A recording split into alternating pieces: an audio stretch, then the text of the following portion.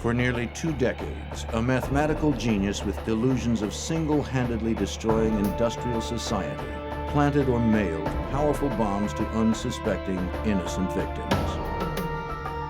It was a spree of mayhem that killed 3 and wounded over 2 dozen. In the largest and most expensive investigation in FBI history, agents spent 17 years hunting for the elusive terrorist known as the Unabomber.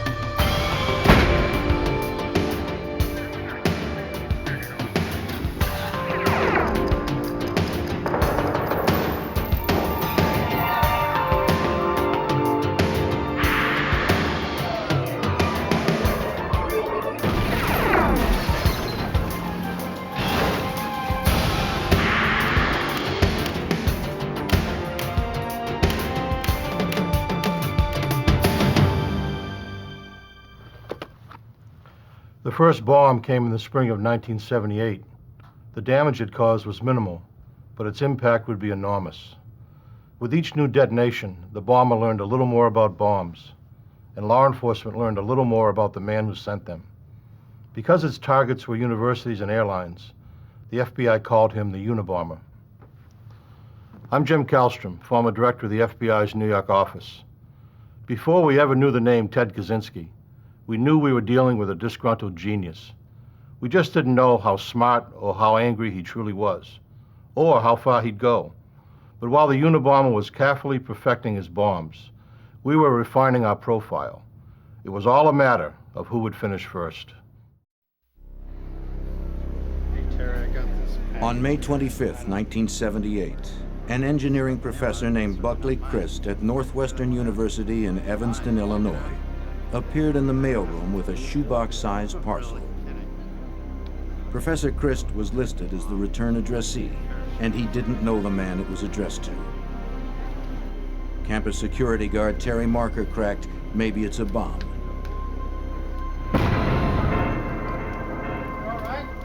As bombs go, it wasn't much of one. It began a 20-year streak of violence that would stump the FBI and terrorize the nation.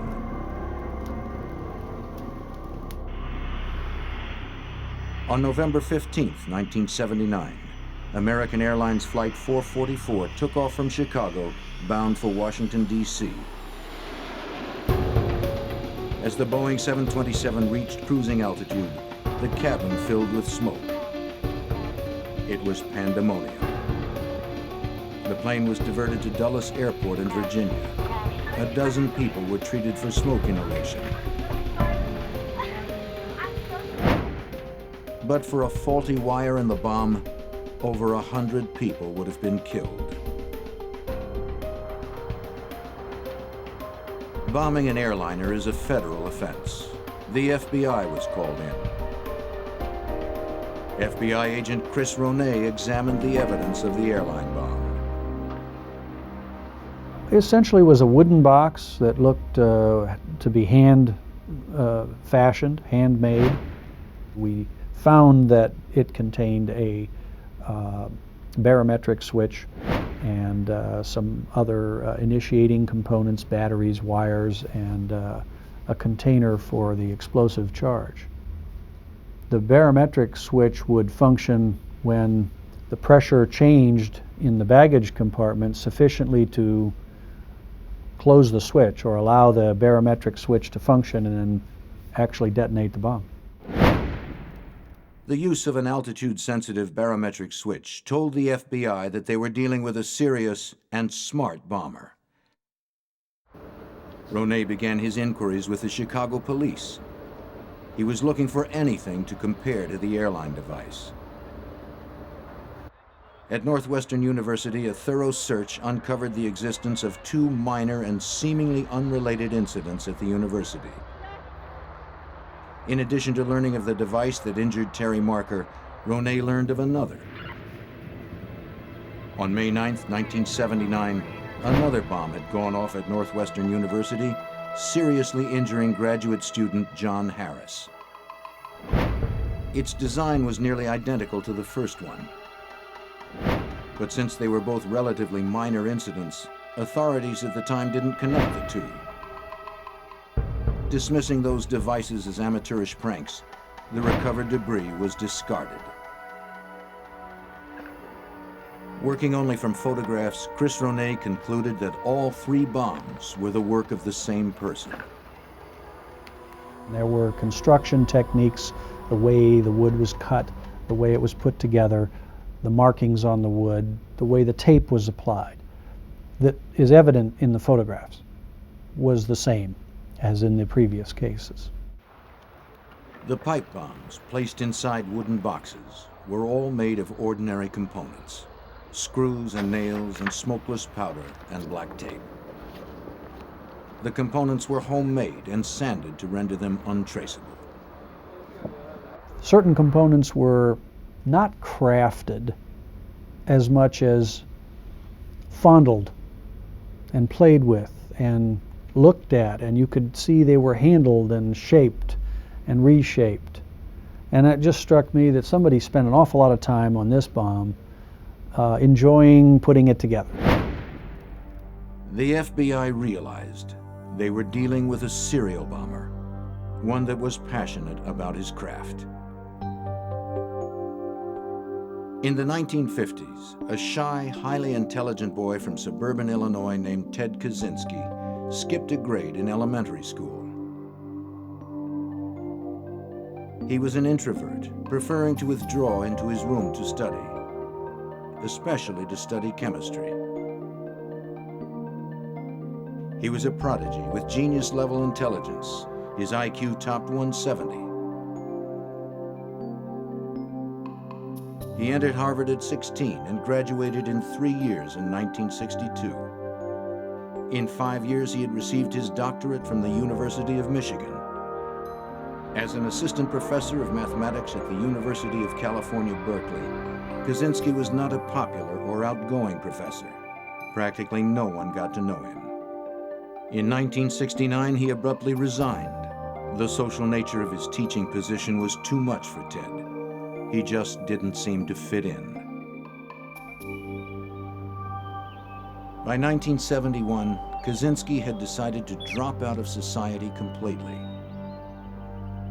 He bought an 1.5 acres of land in a rural area just outside of Lincoln, Montana, 6,000 feet above the society he had come to despise. He built a tiny 8 by 10 foot cabin with no electricity or running water. There he would sit by himself, reading and writing. One of the things Ted wrote was a 23-page essay raging against modern man's obsession with technological and scientific progress. Scientific research, he wrote, will inevitably result in the extinction of individual liberty. He sent a copy to his brother David. David read it and stuck it in a trunk where it sat for a 1/4 century. In June of 1978, Ted Kaczynski took a timeout from his cabin to take a job working for his brother at a foam cutting plant in Illinois. Ted's bizarre behavior became too much. His brother was forced to fire him. Ted, take it down. Ted had insulted a female co-worker who had refused his advances. Ted seethed and within a year moved back to his cabin in Montana, vowing never to see his family again.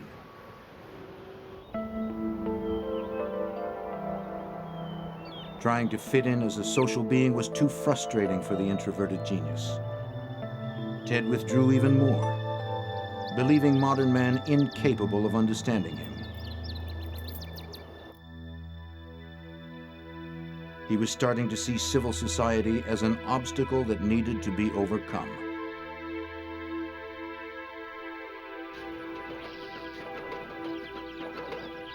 In time, Ted became acclimated to his life with few luxuries. He took it upon himself to grow his own food and to be otherwise self-sufficient. He had few acquaintances, opting for his own company in the Montana wilds.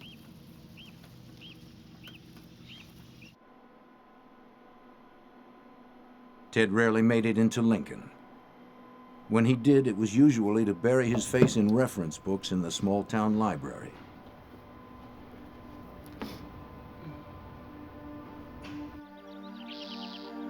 On May 3, 1980, Ted Kaczynski rode his homemade bike into Lincoln.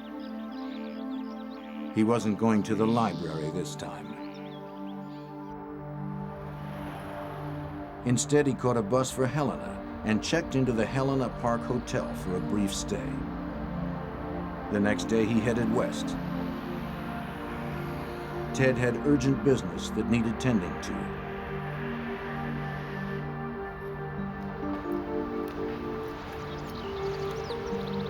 Percy Wood, the president of United Airlines, received a parcel at his suburban Chicago home on June 10, 1980. A few days earlier, he received a letter from a stranger promising to mail him a book which, the letter said, had tremendous social significance.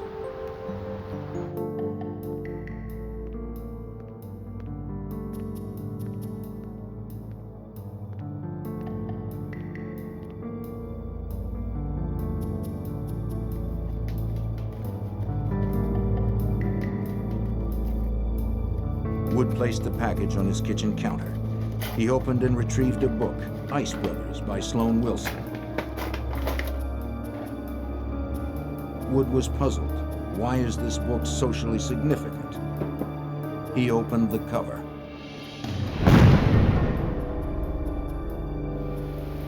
Wood was nearly killed. The bomber had upped the ante considerably with his fourth and most powerful device yet.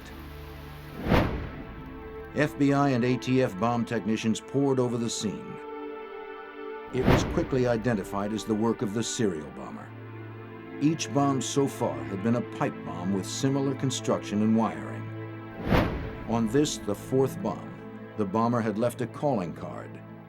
Punched into a piece of rubble were the letters FC. Certainly the initials FC were put in these bombs to be found, clearly protected in such a way that they would survive the blasts.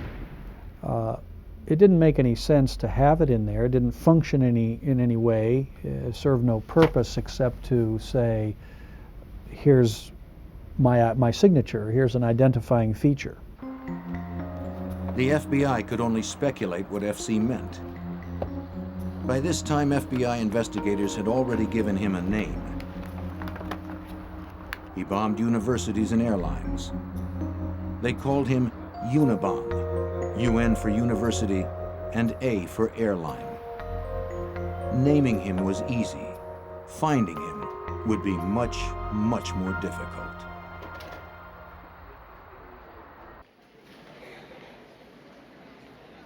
In 1981, with FC their best clue yet, the FBI cross-referenced thousands of people with those initials. But the Unabomber was not sitting idle. In October, a package was found sitting in a building at the University of Utah.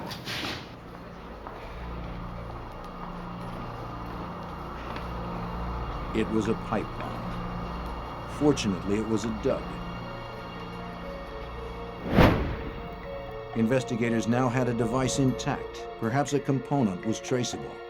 It would take time to find out. The Unabomber remained busy. In the spring of 1982, a package meant for Professor Leroy Wood Berenson blew up instead in the hands of an academic assistant at Vanderbilt University.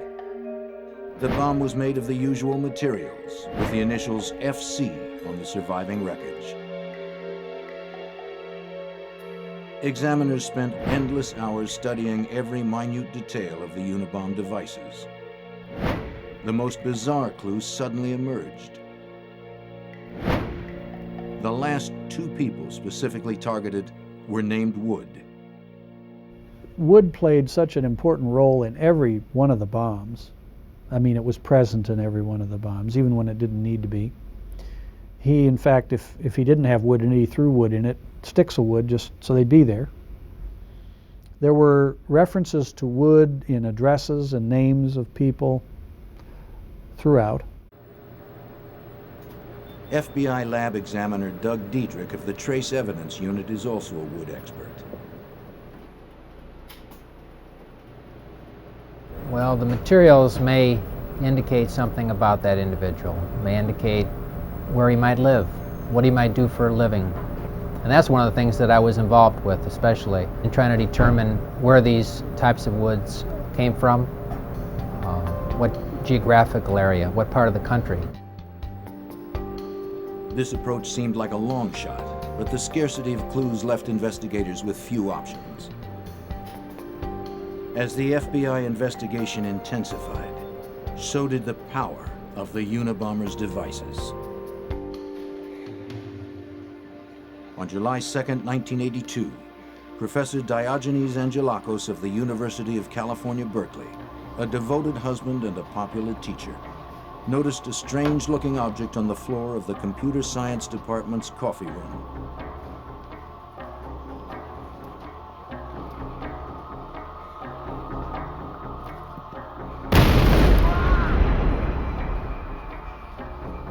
The explosion seriously wounded him and tore off his fingers. As he lay dazed, he found a typewritten note. "Woo, it works. I told you it would. RV."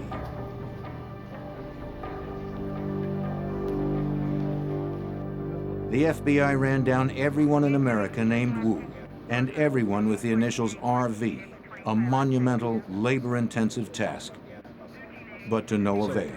This is the problem. The note was a ruse. She's going to have to do it over again. It's going to take how long? Another lead surfaced the day following the blast. A custodian who worked in Corey Hall, the building where the bomb exploded, saw a man with a thin mustache and sweatshirt loitering in the hall the night before. The custodian, however, was unable to remember enough details to help a sketch artist make a composite. Angelakos was critically wounded, requiring a lengthy hospital stay. He was no longer able to care for his invalid wife. She died within a month of the blast.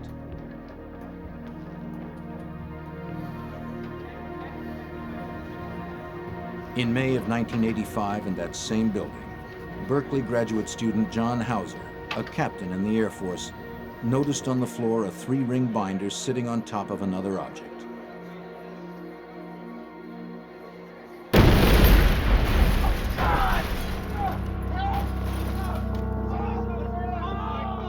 Hauser had just applied for astronaut training. What he didn't know as he lay wounded was that he had already been accepted into the program. But he would never fly again. His Air Force Academy ring was found embedded in the wall across the room. Ironically, Professor Angelakos was nearby when the bomb exploded. He rushed to help Hauser.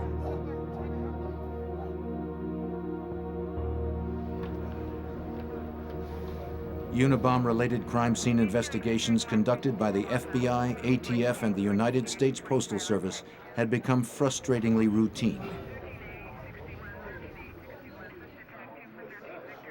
The recovered bomb components were packaged and sent to the FBI lab for future comparisons. Over the next few years, there would be many such examinations.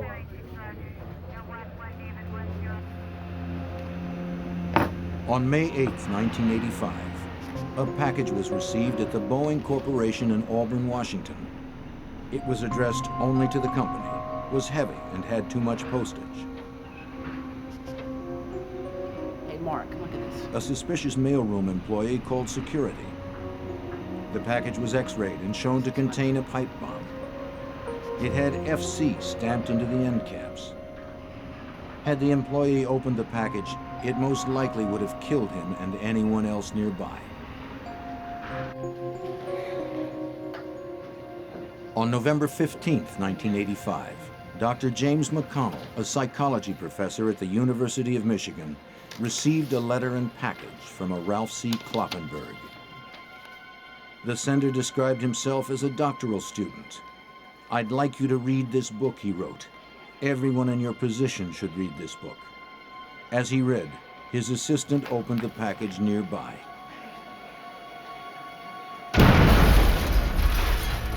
The explosion seriously injured the assistant and blew out the hearing of Dr. McConnell.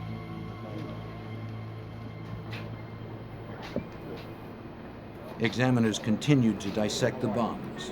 They were evolving as the Unabomber refined his craft. Exhaustive lab tests showed they were getting more sophisticated and more powerful.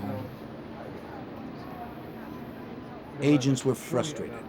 They were making little progress in determining the identity of the Unabomber. And their analysis was confirming what they already knew. If the packages kept coming, it would only be a matter of time before someone was killed.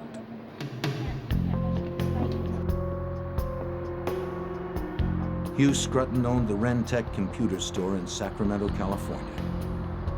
On December 11, 1985, about lunchtime, Scruton headed out the back door that led to the rear parking lot when he noticed something. It looked like a block of wood with 4 nails sticking out, points up. The explosion was ferocious, blowing a massive gaping hole into Scruton's chest, exposing his heart. The Unabomber was now a murderer. The bomb that killed Hugh Scruton was the most powerful yet. It consisted of a pipe within a pipe and contained all of the same characteristics as the others, right down to the FC stamped on a surviving end cap. The Unabomber investigation was now officially a homicide case. Investigators stuck to their strategy of keeping the details of the case secret, lest the Unabomber learn what they knew, or worse, lest they encourage copycats. Agents were desperate for a solid lead. Ted Kaczynski was always active in his secluded cabin. When he wasn't making bombs, he was writing his philosophy that justified them. For Ted Kaczynski, technological society was a horror, defined by the Earth's destruction and human beings amounting to little more than mindless robots. In Ted's story, anyone who was participating in the human race's dependency on technology was a villain.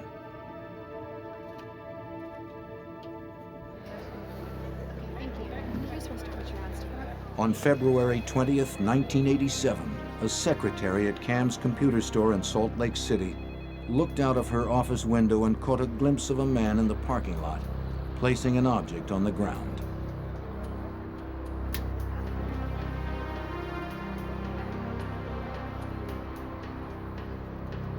An hour later, the store's owner, Gary Wright, was in the parking lot.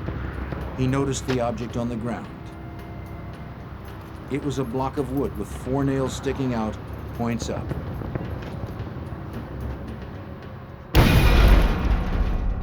Wright received serious injuries, but miraculously survived. As police scoured bus stations and local businesses looking for a suspect, a sketch was commissioned from the secretary's description. It was unquestionably the portrait of a man in disguise. The sketch didn't catch the Unabomber, but in one way it may have worked. Knowing he was seen, the Unabomber seemed to vanish. After 9 years of bombings, Unabomber-related incidents simply stopped after the 1987 Cams explosion. The investigation had continued, but all available leads had been exhausted. After 6 years of silence, investigators were hopeful that the Unabomber had either been imprisoned on some unrelated charge or died. Either way, the bombs had stopped. But Ted Kaczynski was neither dead nor in jail. He had spent the last 6 years virtually alone. Content in his day-to-day routine, tending the garden, hunting, writing, and visiting the library, Ted always managed to stay on top of current events. In 1993, after a 6-year hiatus, several highly publicized events propelled the Unabomber out of retirement.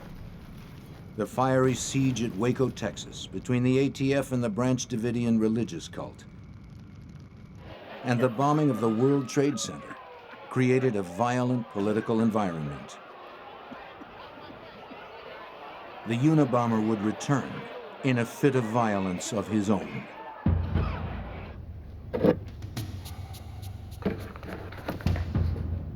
Dr. Charles Epstein is a renowned geneticist at the University of San Francisco. On June 22, 1993, he sat down at his kitchen table to open his mail, including a padded envelope which had arrived that day.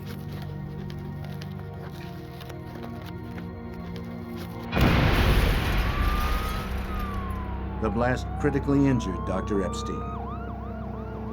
After 2.5 hours of surgery, he was stabilized and very lucky to be alive.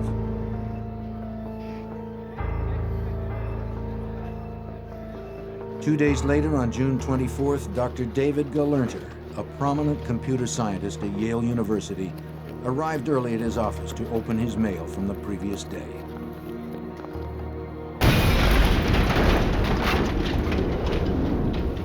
Injured in his right arm, eye, and abdomen, Galernter struggled to his feet and went out the door for help.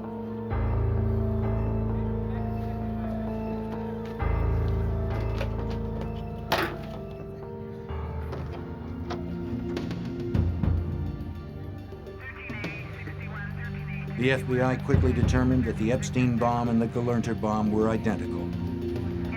Pipe bombs filled with potassium chlorate and aluminum powder. Both devices had been placed inside a handcrafted wooden box.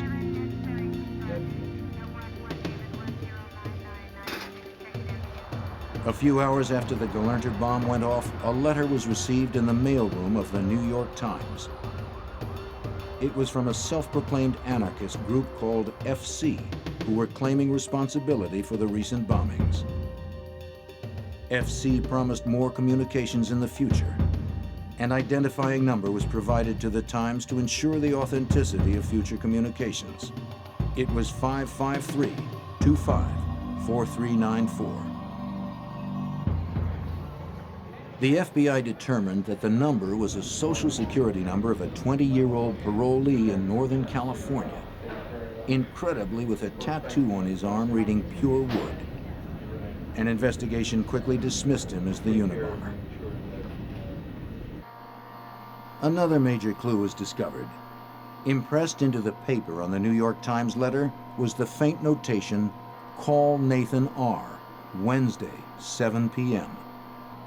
The elusive Unabomber finally provided agents with a solid lead. The FBI talked to over 10,000 people whose first name was Nathan and whose last name began with R. The exhaustive search turned up nothing. It seemed the Unabomber loved sending the FBI on wild goose chases.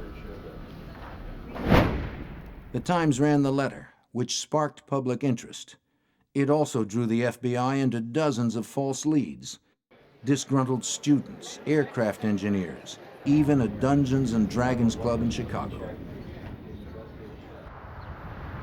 The latest round of activity had sent the FBI investigation into overdrive. A Unabomb task force consisting of FBI, ATF, and postal inspectors was formed to coordinate investigative efforts. Jim Freeman was the head of the FBI's San Francisco field office. He would also head the multi-agency Unabomb task force. We had evidence that was scattered around 3 different federal agencies and a lot of local state laboratories. So we recognized that our task was to gain control of the information that was already out there, determine what investigation had already been done. And we set about this by deciding to reinvestigate every Unabomb crime. Every shred of physical evidence that remained from past Unabomber devices would be given to one forensic examiner. Special Agent Tom Monell of the FBI Laboratories Materials and Devices Unit became the chief examiner for the investigation.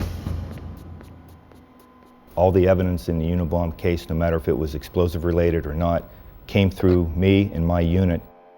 In a serial bombing type case such as the Unabomb case, the most frustrating aspect was the fact that we were doing all forensic examinations that could possibly be done to the evidence, and it wasn't able to lead us to any individual.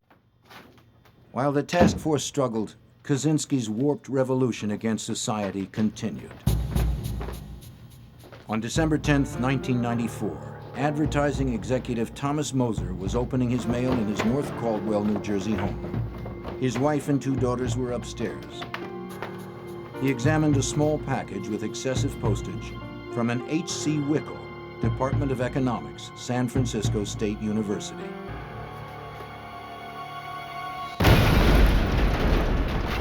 The explosion was the most gruesome yet, instantly decapitating Thomas Moser. With every previous device in the Unabomber investigation, Agent Monell was able to reconstruct a replica, working only from the debris recovered from the various crime scenes. Signature of the Unabomber. As with the 15 bombs he had reconstructed, this one was unquestionably the work of the Unabomber. A few months later, Ted Kaczynski prepared for an extended visit to the West Coast. This trip would be his busiest to date. On April 19, 1995, Ted Kaczynski was in the San Francisco Bay Area when Timothy McVeigh's 2,000-pound fuel oil bomb destroyed the Alfred P. Murrah Federal Building in Oklahoma City, killing 168 people. Ted would not let his agenda be eclipsed by the devastation in Oklahoma. The next day, April 20th, the nation still reeling over Oklahoma City, Kaczynski mailed 5 items, 4 letters, and a parcel.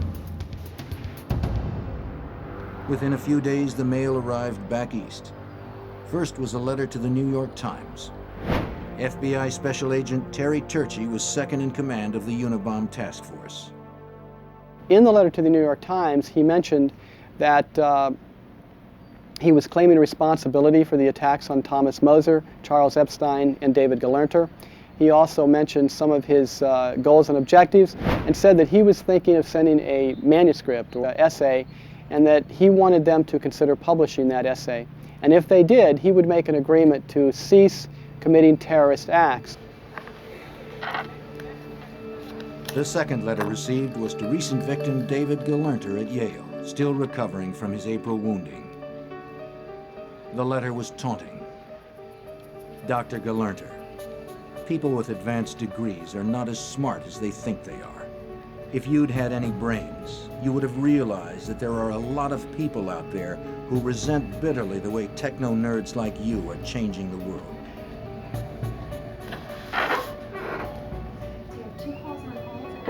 On April 25, 1995, a package arrived at the California Forestry Association addressed to its former president, William Dennison.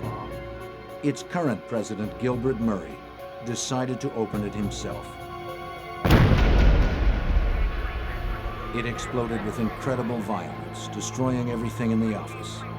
Gil Murray was literally blown to pieces. 4 blocks away, the governor of California heard the blast from his office. The Unabomber scare was nationwide. Bomb threats were being reported everywhere. The FBI suspect list topped 50,000 names.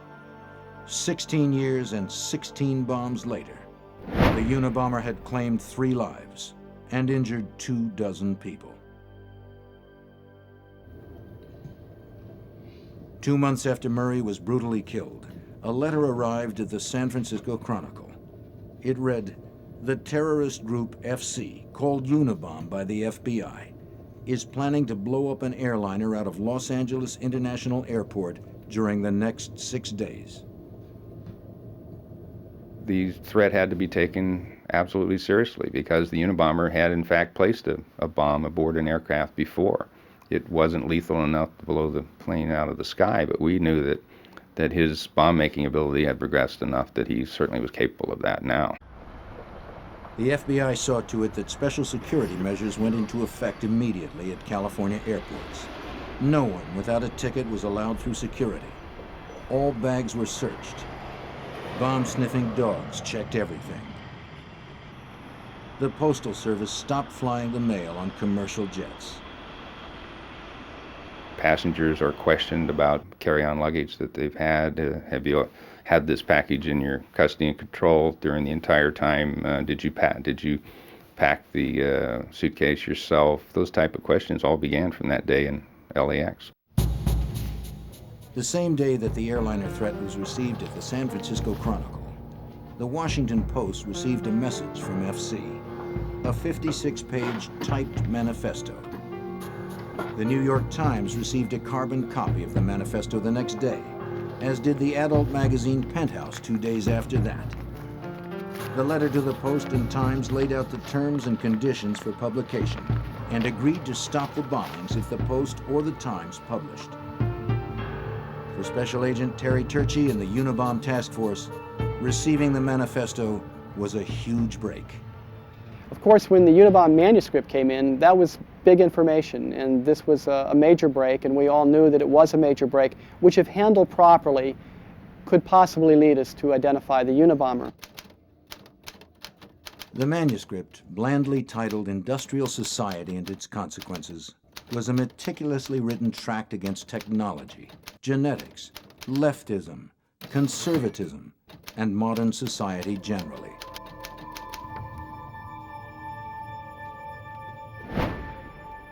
The FBI had many items of evidence collected from years of investigating this case.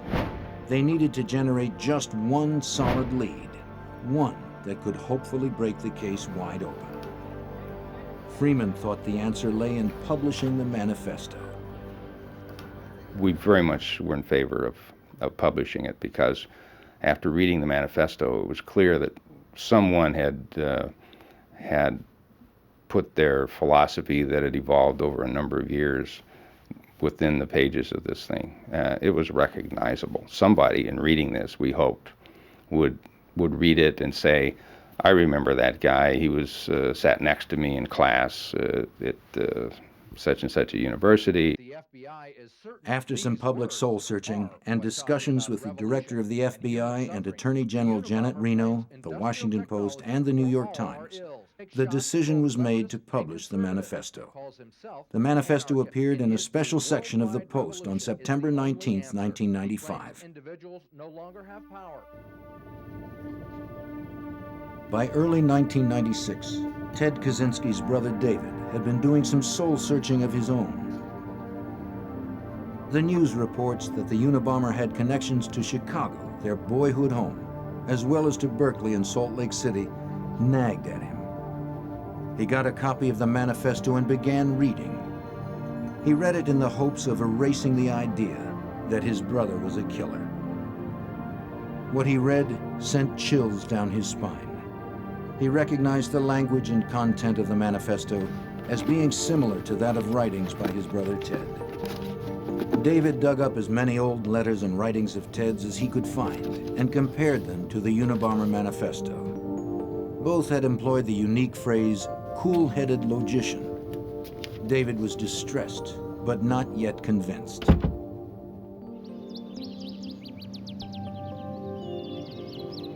He wrote Ted an urgent letter. Though he did not reveal his suspicions, he requested a visit to Montana. Ted refused his brother's request. David decided to call a private investigator to look into the matter, but the news that the private eye brought him was not encouraging. The private eye submitted the manifesto along with some of Ted's writing to be analyzed by experts who didn't know the parties involved. The experts concluded that the authors had a strong chance of being the same person. Frantically, David continued his search for anything Ted had ever written to him. In an old trunk, he came across the essay Ted had sent him back in 1971. David could no longer hide from the reality that his brother might be the Unabomber.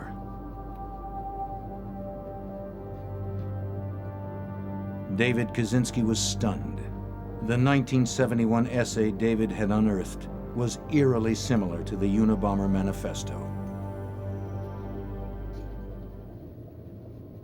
Torn by the prospect of turning in his own brother on the one hand and endangering lives on the other, David Kaczynski made a gut-wrenching decision. Through his attorney, he contacted the FBI about his brother. In February of 1996, David Kaczynski told task force members of his suspicions. He gave a detailed accounting of Ted's life, where he grew up, where he went to school, and where he now lived. He then turned over the 1971 essay. And then we were able to do a side-by-side comparison between that document that was prepared many years before to the current copy of the manifesto, and it was very clear to us, many of us in the task force, that the similarities were more than coincidental. The FBI analyzed the essay and found over 160 examples of similarities with the Unabomber manifesto, including common phrases and misspellings. The list went on and on. After 17 years, the FBI had its first major suspect, Ted Kaczynski. Dozens of FBI agents quietly slipped into the small town of Lincoln, Montana. The FBI kept careful surveillance on Kaczynski's cabin as they laid out the case for a search warrant, hoping that the Unabomber would not strike again in the interim. By the beginning of April, enough information had been uncovered to justify the warrant.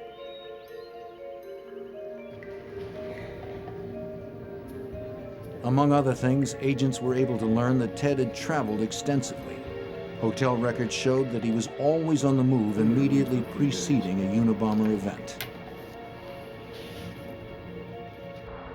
Agent Terry Turchi submitted a meticulous 65-page affidavit outlining the government's case against Ted Kaczynski and requesting permission to search his cabin.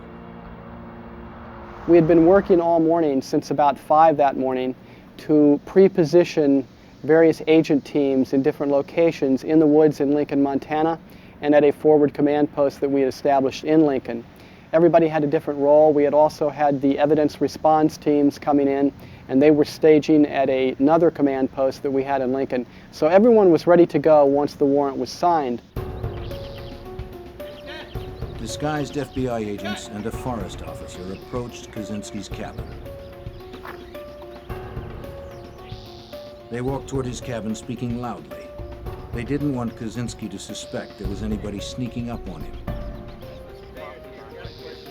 The officers asked him to help identify a property line on their map. As he turned to get his coat, the officers pounced on Kaczynski. The suspected Unabomber was in custody.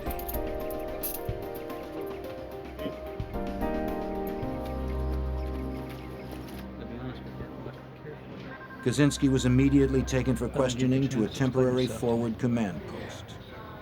Jim Freeman was about to come face to face with the man that had eluded the FBI for nearly 2 decades. He looked just absolutely disheveled.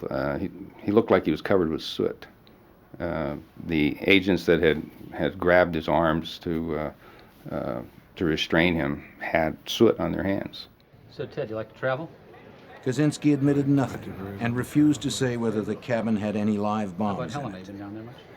As the questioning continued, the search of the cabin began. The tiny cabin was treated essentially like a live bomb. It was assumed that the place at the very least had live bombs in it, or at worst was heavily booby-trapped. Explosive ordnance disposal teams cautiously made their way into the cabin. Ted Kaczynski had not been formally arrested on any charges yet.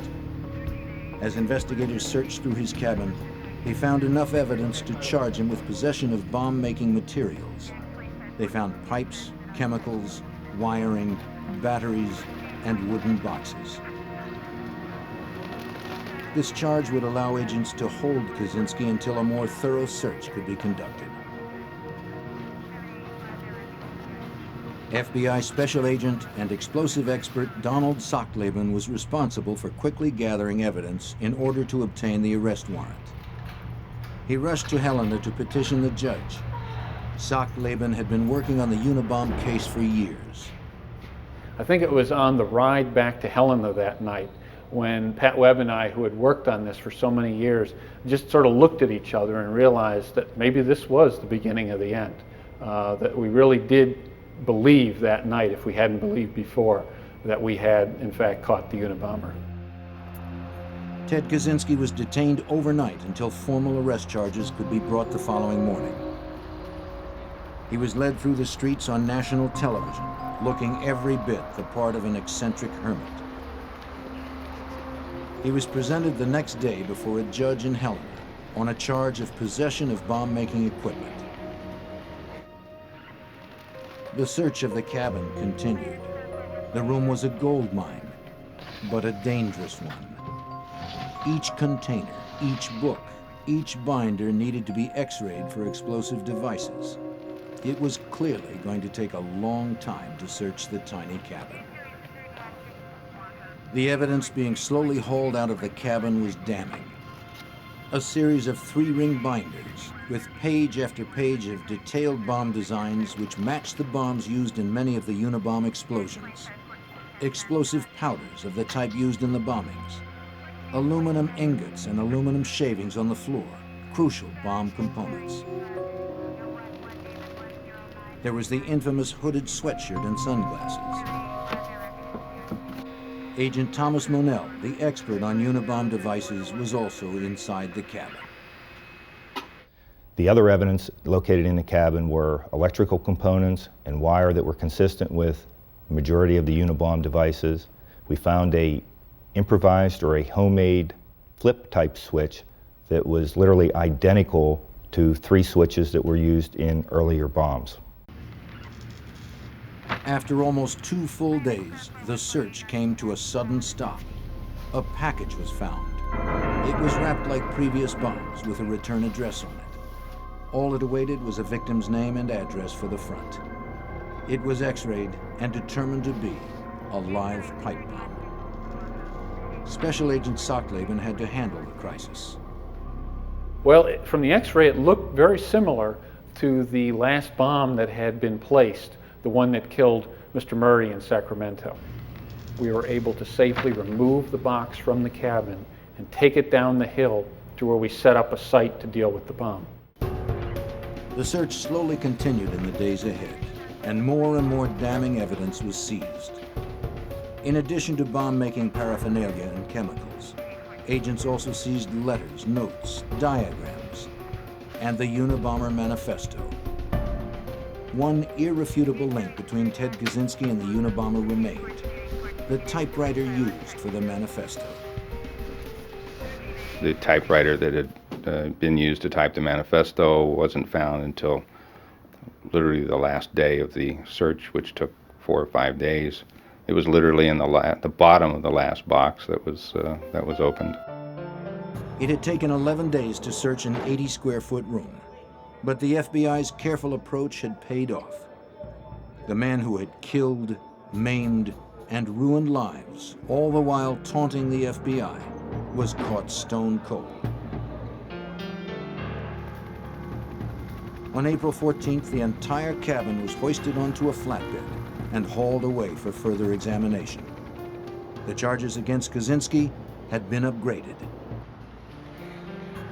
On June 18, 1996, Ted Kaczynski was indicted in Sacramento on 10 counts relating to Unabomber activities. 1 charge in the death of Hugh Scruton, 3 charges in the wounding of Charles Epstein, 3 charges in the maiming of David Gelernter, and 3 charges in the death of Gil Murray. That day would have been Gil Murray's 48th birthday. New Jersey authorities filed more charges for the death of Thomas Moser. On November 12, 1996, selected visitors filed into a Sacramento courtroom for the long-awaited trial of Ted Kaczynski. In the front row was Ted's family, brother David, and his mother, Wanda Kaczynski. As Ted entered the courtroom, he turned his back angrily on his family members and never acknowledged them. Opening statements were about to begin when Kaczynski stood up and said he wanted to change lawyers. After a few days, the judge ruled that Kaczynski would have to undergo psychological testing. Federal prison psychiatrist Dr. Sally Johnson spent many days with Kaczynski. She concluded that Ted Kaczynski was mentally ill, but was competent to stand trial. The government's case against Kaczynski was overwhelming. For 17 years, the FBI had prepared for this day. examiners had reconstructed and preserved every device related to the Unabomber's crimes. With Ted Kaczynski's arrest, they were now able to establish an irrefutable link between him and the Unabomber. Ted's desire for solitude would no longer be self-imposed. With no options, he pled guilty to all Unabomber-related crimes. He was given 4 life sentences plus 30 years. He would never be eligible for parole. For Agent Terry Turchi, the Unabomber investigation shows the FBI's determination to never quit until justice is served, no matter how long it takes. For the people committing these crimes, who may go on for many years and not get caught, they may become more arrogant, or they may become more complacent, or they may think we're never going to catch them. But I think for them and for the public, the message has to be that we don't give up, and that we're going to stay with it until we solve it. And certainly I think that is what we're called upon to do and what we need to do. In June 1998, Joanna Lee, an assistant editor at Simon & Schuster Publishing, received a letter from Ted Kaczynski with a prison return address. She knew he was the convicted Unabomber, but opened it anyway. Kaczynski wanted them to publish a book about his struggle. To this date, there are no takers.